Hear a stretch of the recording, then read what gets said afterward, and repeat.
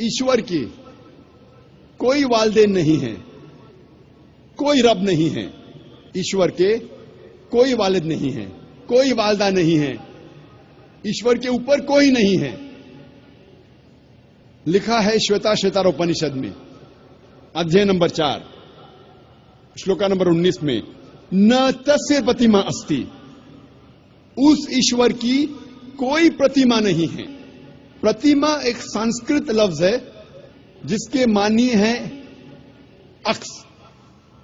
उस ईश्वर की कोई प्रतिमा नहीं है, कोई अक्स नहीं है, कोई फोटोग्राफ नहीं है, कोई पेंटिंग नहीं है, कोई पोर्ट्रेट नहीं है, कोई बुत नहीं है, कोई मूर्ति नहीं है, कोई स्टैच्यू नहीं है, कोई स्कल्पचर नहीं है।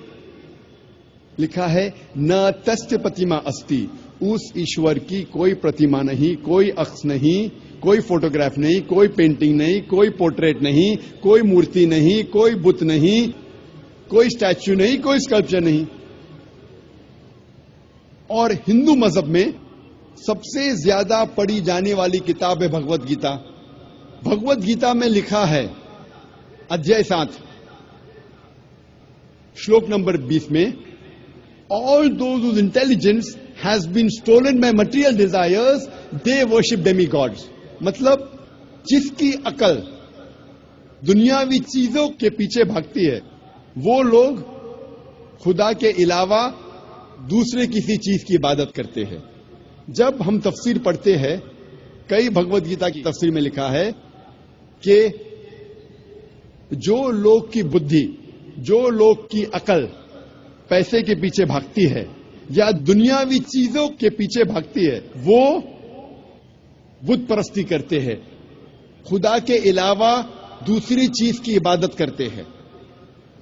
लिखा है भगवत गीता में अध्याय 10 श्लोक नंबर 3 में, वो लोग जानते हैं कि मैं लाफानी हूं, वो लोग जानते हैं कि मैं जन्म नहीं लिया है और मैं सारे आलमीन का मालिक हूं।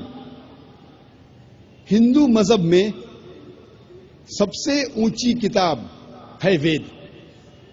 अगर वेद और दूसरी हिंदू मजहब की किताब में टकराव होता है तो हमें मानना चाहिए वेद।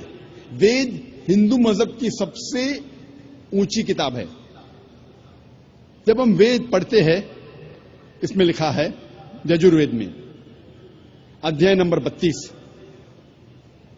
श्लोक नंबर 3 में, न तस्य प्रतिमा अस्ति, उस ईश्वर की कोई प्रतिमा नहीं है। जैसे मैंने कहा, प्रतिमा एक संस्कृत लफ्ज है जिसके मानी है अक्स, फोटोग्राफ, पेंटिंग, पोर्ट्रेट, बुत, मूर्ति, स्कल्पचर। न तस्य प्रतिमा अस्ति, उस ईश्वर की कोई प्रतिमा नहीं, कोई अक्स नहीं, कोई फोटोग्राफ नहीं, कोई पेंटिंग नहीं, कोई पोर्ट्रेट नहीं, कोई बुत नहीं, कोई मूर्ति नहीं, कोई स्कल्पचर नहीं, कोई स्टैच्यू नहीं। लिखा है यजुर्वेद में अध्याय नंबर 40 श्लोक नंबर 8 में कि ईश्वर पाक है, उसका कोई अक्स नहीं। लिखा है यजुर्वेद में अध्याय नंबर 40 श्लोक नंबर 9 में, अंधात्म प्रविशन्ति या असंभूति उपास्ते। अंधात्म मतलब अंधकार, प्रविशन्ति मतलब दाखिल होना, असंभूति मतलब वो चीजें जो नेचुरल है, जो कुदरती है। तो ये श्लोक में यजुर्वेद अध्याय नंबर 40 श्लोक नंबर 9 में लिखा है, वो लोग अंधकार में दाखिल हो रहे हैं, वो लोग जो असंभूति की इबादत करते हैं, जो कुदरती चीजों की इबादत करते हैं, मिसाल के तौर पे हवा, पानी, आग वगैरह। और ये श्लोक में आगे लिखा है, वो लोग और घोर अंधकार में दाखिल हो रहे हैं, वो लोग जो संभूति की इबादत करते हैं। संभूति की मानी इंसान की बनाई हुई चीजें, मिसाल के तौर पे टेबल, चेयर, बुत, मूर्ति वगैरह। कहां लिखा है? यजुर्वेद अध्याय नंबर 40 मंत्र नंबर 9 में। आगे जब पढ़ते अथर्ववेद में लिखा है, किताब नंबर 20 अध्याय नंबर 58 मंत्र नंबर 3 में, देव महासी, महान है वो ईश्वर। और वेद में सबसे ऊंची मानने वाली वेद है ऋग्वेद। वेद 4 किस्म की होती है, ऋग्वेद, यजुर्वेद, सामवेद, अथर्ववेद। ये चारों में सबसे ऊंची वेद है ऋग्वेद। ऋग्वेद में लिखा है, किताब नंबर 1, अध्याय नंबर 164, मंत्र नंबर 46 में, एकम सत विप्र बहुधा वेदांते, सत्य एक है, सच एक है, ईश्वर एक है, और साधु संत और विद्वान इस ईश्वर को कई नामों से पुकारते हैं। ये पैगाम फिर से दोहराया गया है ऋग्वेद में, किताब नंबर 10, अध्याय नंबर 114, मंत्र नंबर 5 में। इसमें लिखा है कि खुदा एक है, ईश्वर एक है, ईश्वर एक है, लेकिन विद्वान, संत, साधु इस ईश्वर को कई नामों से पुकारते हैं। और जब हम ऋग्वेद पढ़ते हैं, किताब नंबर 2, अध्याय नंबर 1, सिर्फ किताब नंबर 2, अध्याय नंबर 1 में 33 नाम और सिफतें दिए गए हैं इस ईश्वर को। इनमें से एक है ऋग्वेद, किताब नंबर 2 में, अध्याय नंबर 1 में, मंत्र नंबर 3 में, ब्रह्मा। ब्रह्मा कहा जाता है उस ईश्वर को जो बनाने वाला है। जब हम अंग्रेजी में तर्जुमा करते हैं तो इसे कहते हैं क्रिएटर। जब उर्दू या अरबी में तर्जुमा करते इसे कहते हैं खालिक। हम मुसलमानों को कोई एतराज नहीं अगर कोई कहता है कि खुदा या ईश्वर खालिक है या क्रिएटर है या बनाने वाला है, लेकिन अगर कोई शख्स कहता है क्या ब्रह्मा खुदा है जो बनाने वाला है, लेकिन उसके 4 सिर है और हर सिर पर क्राउन है, हम मुसलमान इस पे एतराज देते हैं, क्योंकि आप ईश्वर को अक्स दे रहे हैं। और साफ तौर पे लिखा है श्वेता उपनिषद में, अध्याय नंबर 4, श्लोका नंबर 19 में, न तस्य प्रतिमा अस्ति, उस ईश्वर की कोई प्रतिमा नहीं, कोई अक्स नहीं, कोई फोटोग्राफ नहीं, कोई पेंटिंग नहीं, कोई पोर्ट्रेट नहीं, कोई मूर्ति नहीं, कोई बुत नहीं, कोई स्टैच्यू नहीं, कोई स्कल्पचर नहीं। एक और सिफत या नाम ऋग्वेद, किताब नंबर 2, अध्याय नंबर 1, मंत्र नंबर 3 में दिया गया है, वो है विष्णु। विष्णु कहते हैं पालने वाले ईश्वर को। अगर अंग्रेजी में तर्जुमा करते तो हो जाता है सस्टेनर, चेरिशर। उसको अरबी या उर्दू में तर्जुमा करते हो जाता है रब। हम मुसलमानों को कोई एतराज नहीं अगर कोई कहता है कि खुदा या ईश्वर रब है, सस्टेनर है, चेरिशर है, पालने वाला है। लेकिन अगर कोई शख्स ये कहता है कि विष्णु पालने वाला खुदा है, पालने वाला ईश्वर है, और उस ईश्वर के 4 हाथ है जैसे इंसानों जैसे, और एक हाथ में चक्रा है और दूसरे हाथ में कौंच है, और वो पानी पे जा रहा है सांपों पे बैठकर, या हवा में उड़ रहा है एक परिंदा जिसका नाम है गरुड़ा पर, हम मुसलमान इस पर एतराज करते हैं, क्योंकि आप खुदा को अक्स दे रहे हैं। और आप यजुर्वेद अध्याय नंबर 32 मंत्र नंबर 3 के खिलाफ जा रहे हैं, जिसमें लिखा है न तस्य प्रतिमा अस्ति, उस ईश्वर की कोई प्रतिमा नहीं, कोई अक्स नहीं, कोई फोटोग्राफ नहीं, कोई पोर्ट्रेट नहीं, कोई पेंटिंग नहीं, कोई बुत नहीं, कोई मूर्ति नहीं, कोई स्कल्पचर नहीं, कोई स्टैच्यू नहीं। जब हम ऋग्वेद पढ़ते हैं, ऋग्वेद में लिखा है किताब नंबर 8 में, अध्याय नंबर 1, मंत्र नंबर 1 में, मां चिदन यदि संसद, इबादत सिर्फ वो एक ईश्वर की करो, सिर्फ उसकी प्रशंसा करो। लिखा है ऋग्वेद में किताब नंबर 6, अध्याय नंबर 45, मंत्र नंबर 16 में, या एक इतमुश्ती ही।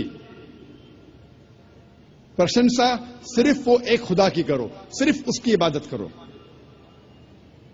और हिंदू मजहब में जो ब्रह्मा सूत्र है, जो हिंदू मजहब का कलमा है, वो है एकम ब्रह्म द्योतिया नास्ते, नेना नास्ते किंचन। भगवान एक ही है, दूसरा नहीं है, नहीं है, नहीं है, जरा भी नहीं है। There is only one God, not a second one, not at all, not at all, not in the least bit. जब हम हिंदू मजहब की किताबों का मुताला करते हैं, हमें पता लगता है कि हिंदू मजहब में लिखा है कि एक ही ईश्वर, एक ही खुदा की इबादत करो, जिसकी कोई प्रतिमा नहीं, जिसका कोई अक्स नहीं, जिसका कोई फोटोग्राफ नहीं, कोई पेंटिंग नहीं, कोई पोर्ट्रेट नहीं, कोई बुत नहीं, कोई मूर्ति नहीं, कोई स्टैच्यू नहीं, कोई स्कल्पचर नहीं। अगर आपको समझना है कि हिंदू मजहब में खुदा या ईश्वर का सही तस्वुर क्या है, तो आपको हिंदू मजहब की किताबों का मुताला करना चाहिए। अब हम तस्करा करेंगे सिख मजहब में खुदा का तस्वुर क्या है। सिख मजहब वजूद में आया